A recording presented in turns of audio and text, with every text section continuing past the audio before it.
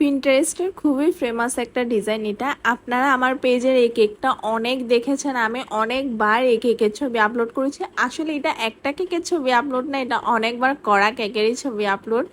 প্রথম প্রথম আমার এই কেকটা করার অনেক ইচ্ছা ছিল, কারণ প্রথম প্রথম এই কেকের অর্ডার আমার কাছে আসেইনি। কিন্তু এখন এমন অবস্থা, কাস্টমার আমার পেজের থেকে ছবি নিয়ে বলে আপনি এই ডিজাইনটা করে দেন। আমি এখন চাচ্ছি ডিজাইনটার মধ্যে একটু চেঞ্জ আনতে, একটু নতুনত্ব আনতে। এই কারণে আমাকে যখন এই ডিজাইনের মধ্যে হোয়াইট কালারটা দেওয়া হয়, আমি দেন কাস্টমারকেও বললাম যে দিদি আমি আপনাকে কিছু ডিজাইন পাঠাই, ওরকমের মধ্যে আপনি দেখেন, আপনার কাছে যদি ভালো লাগে ওখানের মধ্যে থেকে আপনি দিতে পারবেন। ওনার মেন থিমটা ব্ল্যাক এন্ড হোয়াইটের মধ্যেই ছিল, সেই কারণে আমি ওনাকে এই টাইপের মধ্যেই কিছু ডিজাইন দিয়ে 5-6টা দিয়েছিলাম। ওখানের মধ্যে থেকে উনি এই ডিজাইনটাই পছন্দ করে। আসলে একটা কাজ বারবার করতেও মন চায় না, এই কারণে আমিও চেষ্টা করি ওই একটা কাজের মধ্যে যেন একটু ভ্যারাইটি থাকে, একটু চেঞ্জ থাকে।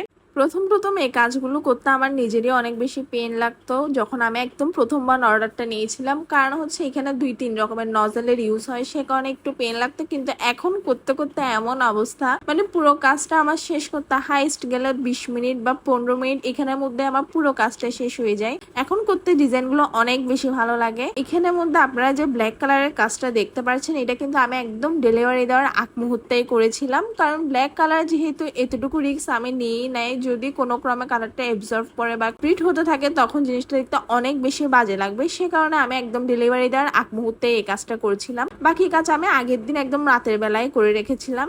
আর আমি সবসময় চেষ্টা করি রাতের বেলা করে পুরো কেকটা সেট করতে দেওয়া। সেক্ষেত্রে হয় কি, কেকের ক্রিমটা ভালো থাকে, একদম পারফেক্টলি কেকের টেস্টটাও পাওয়া যায়। জানি না অনেকে অনেক রকমের মন্তব্য করতে পারে, কিন্তু আমি এভাবে করি, এবং যারা বড় বড় বেকারসের কাজ করো ওনারাও কিন্তু এভাবে করে। আপনারা এই জিনিসটা কিন্তু একটু মাথায় রাখবেন।